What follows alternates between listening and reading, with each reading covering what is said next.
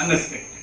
And I was very satisfied because all these points, the person who buys a new flat doesn't come to his mind. Because a new flat owner who, when is getting the new flat finished, he is concerned about the outflow. But what is inside, unless and until we contact people like you, very, very good experience.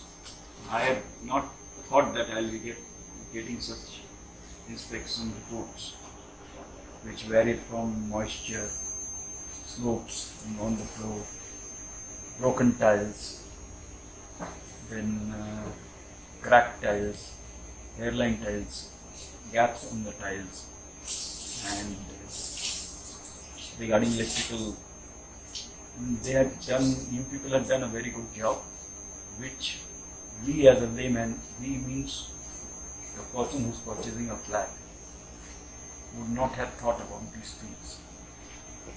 Because we go and see the outlook of the flat and the apartment, and we are satisfied with that only.